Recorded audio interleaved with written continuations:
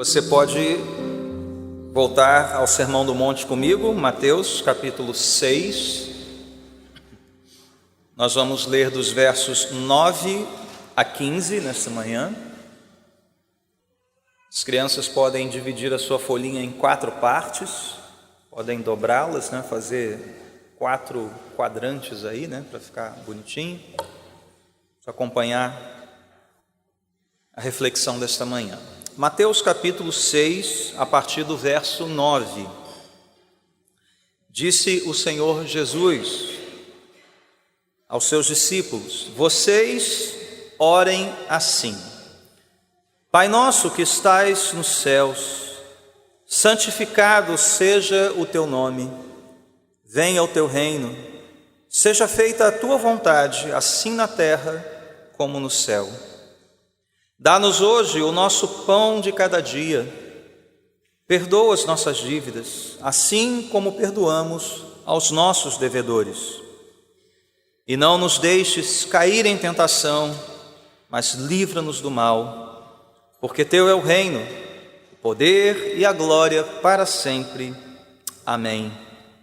Pois se perdoarem as ofensas uns dos outros, o Pai Celestial também perdoará vocês. Mas se não perdoarem uns aos outros, o Pai Celestial não perdoará as ofensas de vocês. Crianças, ouçam-me. O que você pensaria de algum colega seu, algum vizinho, algum amiguinho, que precisando de ajuda, às vezes ajuda simples na casa, ou então de uma orientação, um ensino, tendo o seu pai dentro de casa, disponível, ele não está lendo jornal, vendo futebol, nada disso, ele está disponível, está sem fazer nada, e a criança está ali precisando de ajuda. O que você pensaria desse seu colega se ele não procurasse o seu pai? Se ele tentasse resolver a situação por conta própria? Imagine que ele tem a sua idade, 8, 9, 10 anos. O pai está ali e ele não procura o pai. O que você pensaria dele? Talvez minimamente bem descuidado, Poxa, por que não aproveitar alguém mais alto, mais forte, mais experiente para me ajudar? Ou então talvez seja orgulhoso, Aquela criança que está naquela fase: não preciso da ajuda de ninguém, eu sei fazer. Ok, prepare-se. Isso não é muito sábio, não é verdade? Não é muito sábio. Olha, irmãos, se nós afirmamos que Deus é o nosso Pai, que está nos céus, que tudo conhece, o soberano, que apesar da glória que tem, Ele se importa conosco também, que resposta você esperaria de um filho sábio, dependente deste Pai Celestial? Um filho o buscaria, um filho ansiaria pela sua companhia, pelo seu conselho, pela sua ajuda. Então eu te pergunto nessa manhã: como você tem buscado o seu Pai Celestial? Você tem buscado o seu Pai Celestial? Você tem orado com confiança, refletidamente, mas persistentemente ao Pai que está nos céus? Nós estamos diante dessa oração, a oração modelo. Muitos chamam de a oração do Senhor, mas na verdade é a oração dos discípulos do Senhor. Somos nós que fazemos esta oração. Esta é a oração dos filhos de Deus.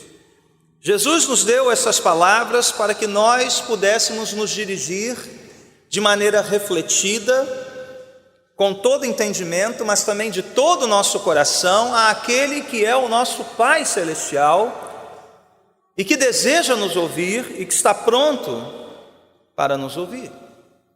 E na semana passada nós vimos essa característica fundamental de Deus, o alicerce, o solo seguro das nossas orações. Deus é o nosso Pai, e um Pai que conhece todas as nossas necessidades, antes mesmo de nós as expressarmos em oração.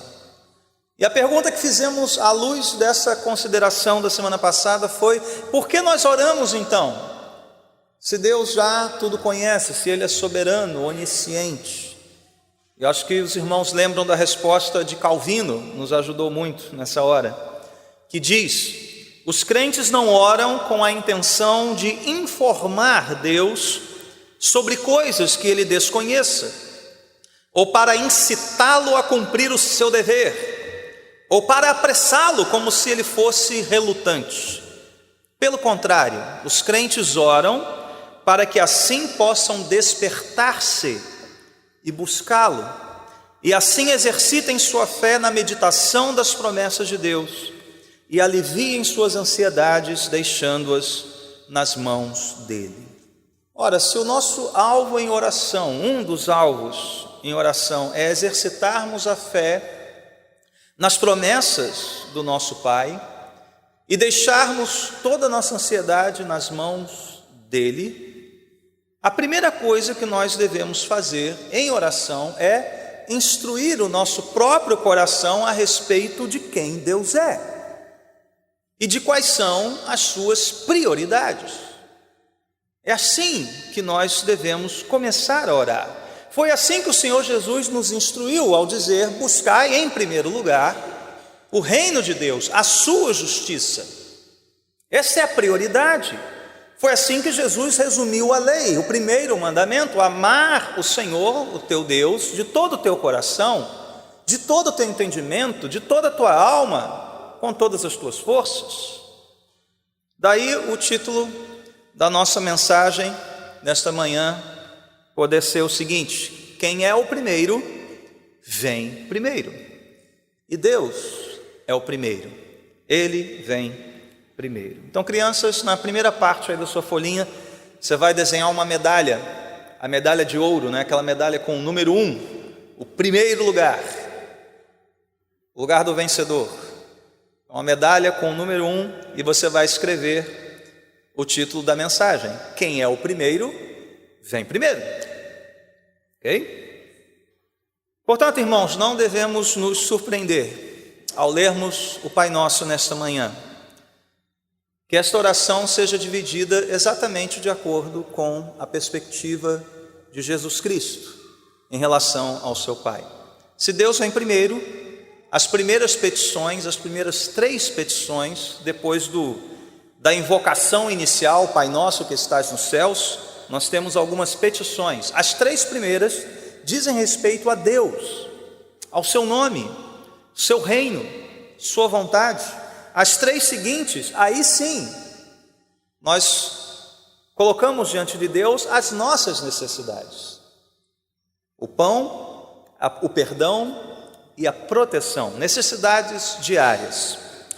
A oração termina com uma doxologia: porque teu reino, o poder e a glória para sempre. Amém. E nos versos 14 e 15 nós temos, digamos, uma pequena nota explicativa, talvez sobre um ponto mais mal compreendido da oração, que é o ponto do perdão. Mas sobre essas coisas nós vamos falar no domingo que vem. Hoje, sem pressa, estamos na casa do Pai, não temos pressa, né, para comer logo a refeição e ir embora. Vamos ouvir apenas uma reflexão sobre as 3 primeiras petições. As petições dirigidas a Deus, que colocam Deus, o Pai, em primeiro lugar. Ok? Nós já estabelecemos então um fundamento, o solo firme da nossa oração, que é a paternidade de Deus. Como um bom pai, Ele ouve seus filhos, Ele conhece a necessidade dos seus filhos. E hoje nós veremos então quais são as prioridades do Pai, o que vem primeiro e que devem ser, portanto, as prioridades dos seus filhos. É isso que você deve buscar em primeiro lugar. Então veja, o que nós estamos pedindo quando oramos conforme o Pai Nosso? Para que o nome de Deus seja santificado, para que o seu reino venha, para que a sua vontade seja feita. O que isso significa? Porque afinal de contas Jesus foi bem sucinto aqui, não é verdade? Ele não parou para explicar, desembrulhar o significado dessas brevíssimas petições, essas brevíssimas palavras. E é isso que nós vamos fazer nesta manhã. Nós vamos entrar mais a fundo, né? Escavar um pouquinho mais estas palavras breves de Jesus aqui. E algumas das melhores fontes para nós aprendermos a respeito da oração do Pai Nosso, do que nós estamos orando, encontram-se em documentos muito antigos, os chamados catecismos da fé cristã. E não coincidentemente, mas providencialmente, né, traçando um pouquinho, né, a história dos catecismos, nós vemos que alguns deles, especialmente um dos primeiros ali, sobre o qual nós vamos falar nessa manhã, foi escrito, e alguns catecismos foram escritos, no plural, para que os pais pudessem instruir seus filhos na fé. Veja, nós estamos hoje no Dia dos Pais, falando sobre as prioridades do Pai Celestial, mas já aplicando a nós pais aquilo que deve ser uma das nossas prioridades ao ministrarmos a nossa família, que é ensinarmos aos nossos filhos como orar, quem é Deus, o que Deus exige na sua lei, o que é o Evangelho, e isso, aqueles catecismos, aqueles documentos antigos, tratavam muito bem. Então é para lá que nós vamos. Nesta manhã eu quero expor aos irmãos esse texto a partir desses documentos antigos dos catecismos. Então vamos à primeira petição do Pai Nosso: santificado seja o teu nome. Crianças, vocês vão desenhar o seguinte: vocês vão desenhar uma carteira de identidade. Se você não souber como pede para o seu pai aí a carteira dele. Não precisa fazer os detalhes da carteira, né? A carteira basicamente tem um espaço ali para foto, né? E um espaço para assinar o nome. E no espaço de assinar o nome, vocês vão escrever assim: Santo Deus. Esse é o nome do portador da carteira. Essa é a identidade do portador da carteira. Entenderam isso? Uma carteira de identidade muito simples, não precisa detalhar, fazer o símbolo da república, nada disso. Então você vai demorar até o final do culto de desenhar isso, né? E bote ali no local da assinatura as palavras Santo Deus. Por que isso? Porque essa imagem, né? Acho que é uma imagem que serve para todos nós. Na perspectiva semítica, na cultura na qual Jesus cresceu e ministrou, o nome de uma pessoa está intimamente ligado ao que ela é. É representativo de quem ela é. Hoje nós escolhemos nome porque é bonito, para homenagear alguém, porque está na moda. Mas antigamente o nome ele tinha um valor identitário, né? Falava a respeito de quem a pessoa é. Não é à toa que Deus, ao longo da Bíblia, trocou alguns nomes, não é verdade? Para mostrar agora que não era só um nome mudado, mas um coração transformado, uma nova perspectiva de vida estava sendo dada àquelas pessoas, de Abrão para Abraão, né? De Sarai para Sara. Então o nome era muito importante. E Deus, Ele é santo. Cantamos isso nessa manhã. Portanto, o seu nome é santo. Vamos ouvir o que os catecismos dizem. Eu separei 3 deles, não ficar muito longo. O Catecismo Menor de Lutero, o de Heidelberg e o Breve Catecismo de Westminster.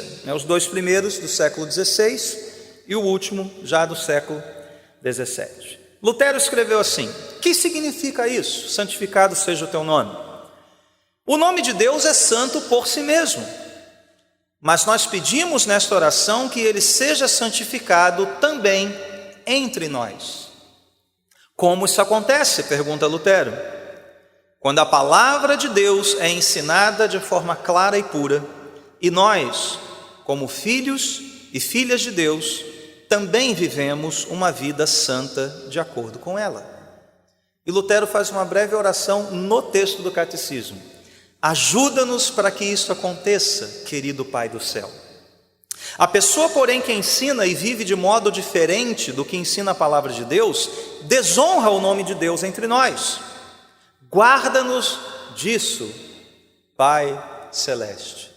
Veja que Lutero mistura a prosa, o texto, a instrução com a sua própria oração. Ajuda-nos para que isso aconteça, que o nome de Deus seja santificado, mas guarda-nos que desonremos este nome.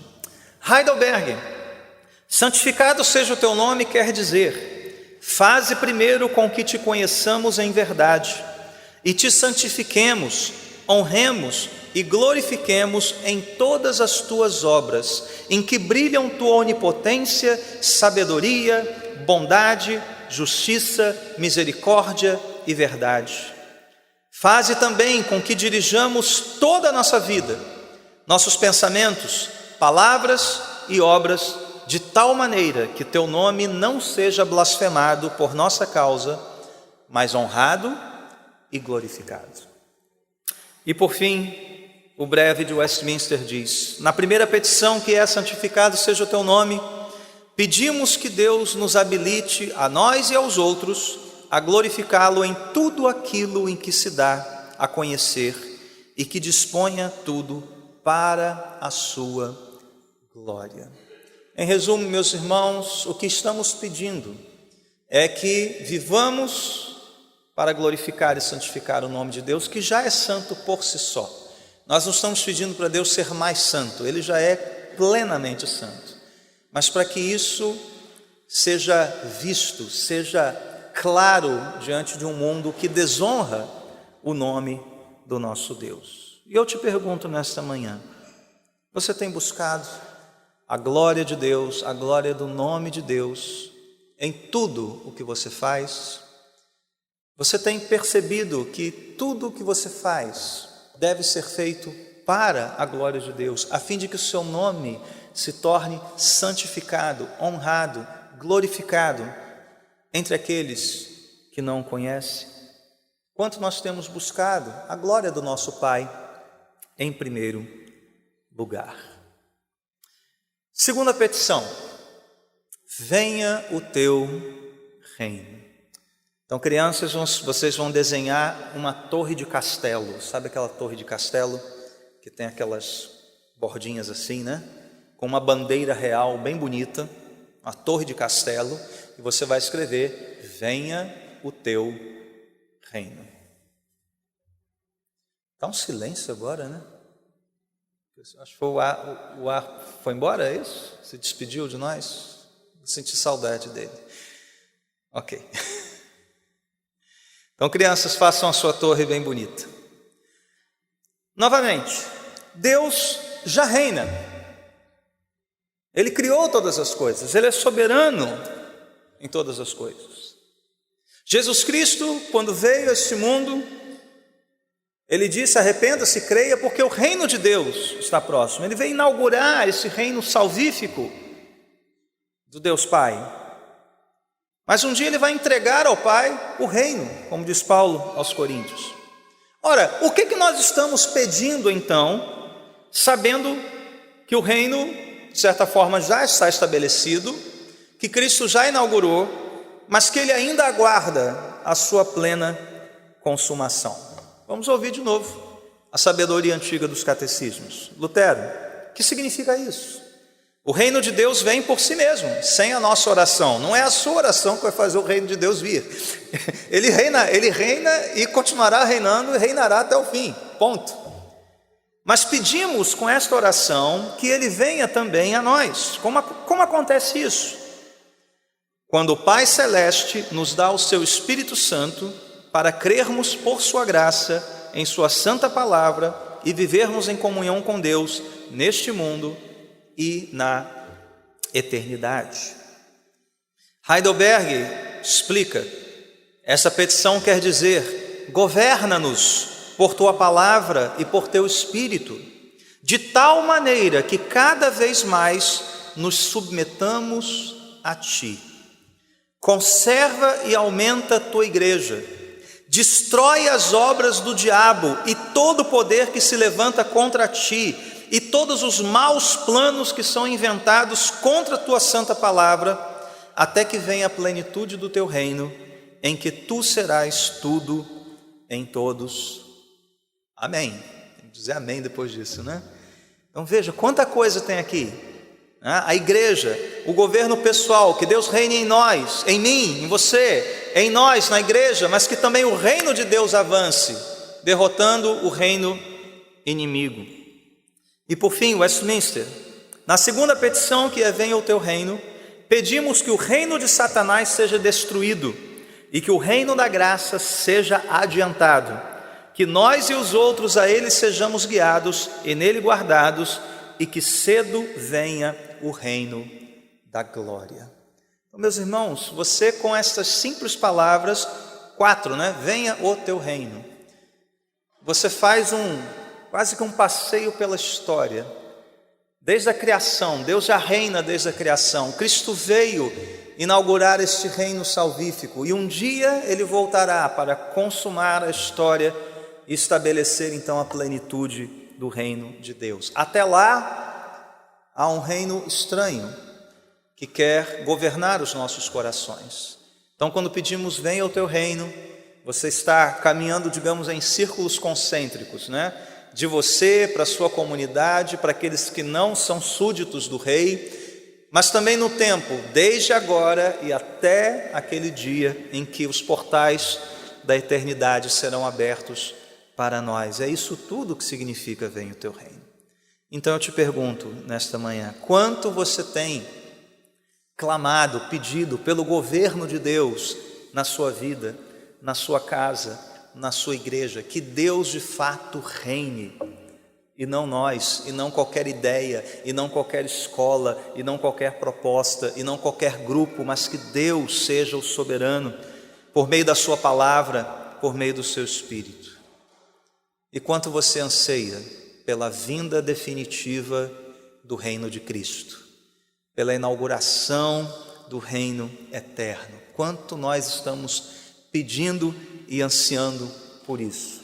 Ou será que ansiamos da seguinte maneira, né? Aquele tipo de oração: Senhor, vem logo, mas se possível me deixa terminar esse projeto, ver os meus netos crescerem, permita que eu prospere. É aquela coisa, vem mas não vem agora, vem mas não vem agora. Não, temos ansiado por isso, porque quando Ele voltar, meus irmãos, tudo que nós conhecemos por belo, sábio, grandioso, não será nada comparado à beleza dEle, à grandiosidade do seu reino. Terceira petição: seja feita a tua vontade, assim na terra como no céu. Crianças, vocês vão fazer uma placa. Já viu essas placas de direção, né? Barra, recreio, aí tem uma seta, né? Então vocês vão fazer 2 setas nessa placa, uma apontando para cima e outra apontando para baixo. E embaixo ali da setinha você vai escrever vontade de Deus. E por que uma setinha para baixo e uma setinha para cima? Porque a vontade de Deus seja feita na terra, setinha para baixo, mas como ela é feita no céu, setinha para cima, ok? Você pode até escrever céu e terra ao lado da seta, isso fica por sua conta, ok? Bom, mais uma vez estamos diante do fato de que Deus fará tudo o que lhe agradar. A sua vontade será realizada, independentemente da nossa oração. Deus já conhece o fim desde o início. Ele irá fazer o que lhe aprover, o que lhe agradar, quer oremos, quer não. Então, o que significa essa vontade pela qual clamamos aqui? Esta é uma vontade que ainda não é feita na terra. Existe aquela vontade dos decretos de Deus, do seu plano soberano para a humanidade e para a história. Essa será feita. E há pessoas neste mundo que não fazem a vontade de Deus, são rebeldes. De fato, ela não é feita plenamente na terra, tal qual ela é feita nos céus.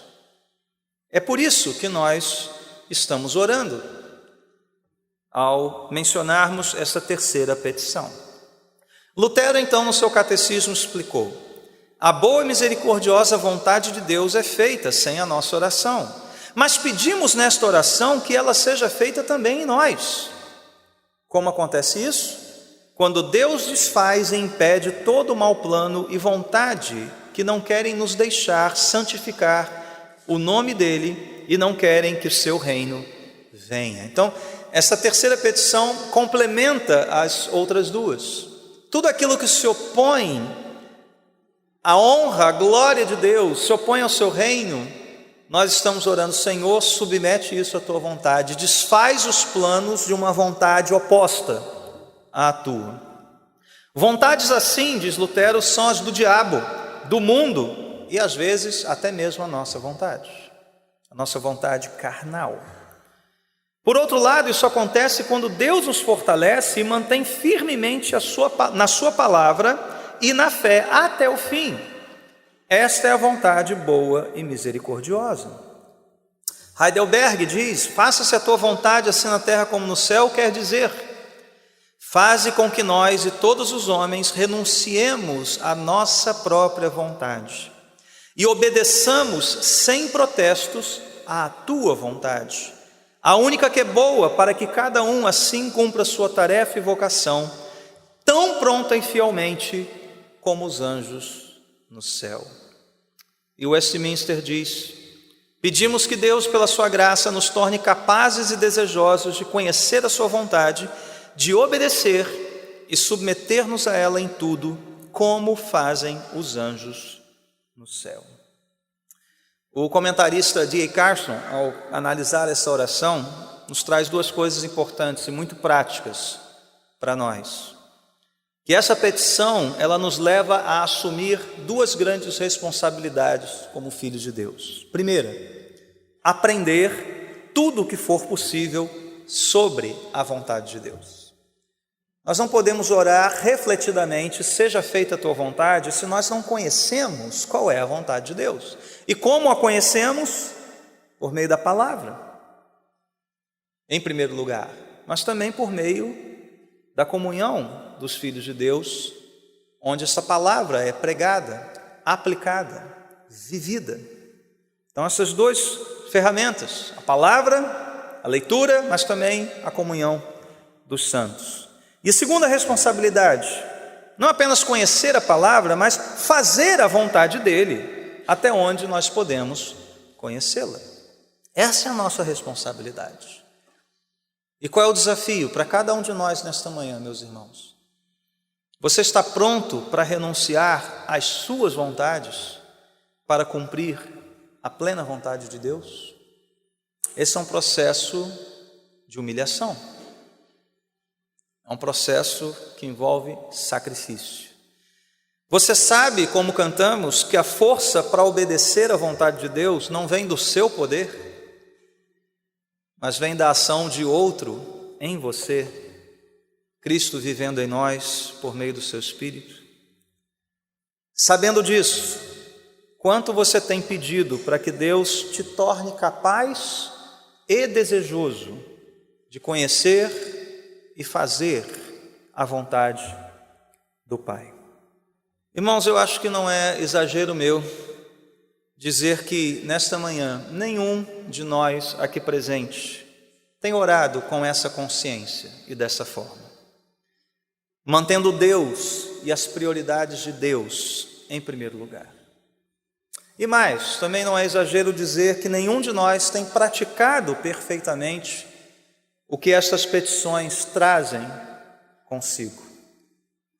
Mas alguém o fez, e o fez em nosso lugar para a nossa salvação. O próprio Filho de Deus, Jesus Cristo, glorificou e santificou o nome do seu Pai até o fim. O Filho de Deus, Jesus Cristo, foi constituído o Rei deste reino, e um dia entregará o reino ao Pai, tendo consumado todas as coisas, iniciado esta obra na cruz do Calvário, e um dia, quando Ele voltar, Ele reinará plenamente. O Filho de Deus, Jesus Cristo, cumpriu plenamente toda a vontade do seu Pai, o que incluiu morrer numa cruz, para salvar aqueles que não fazem a vontade do Pai, aqueles que desonram o nome do Pai, aqueles que querem construir os seus reinos e não se submeter ao reinado de Deus. Hoje, meus irmãos, pelo Espírito Santo, Deus nos chama como um pai chama os seus filhos para perto. a fim de que recorramos a Ele. Primeiro arrependidos do nosso pecado, mas em seguida confiantes. Ele é um bom Pai.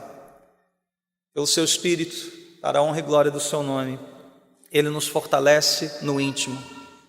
E Ele é capaz de renovar hoje o nosso propósito de servi-lo em santidade e obediência.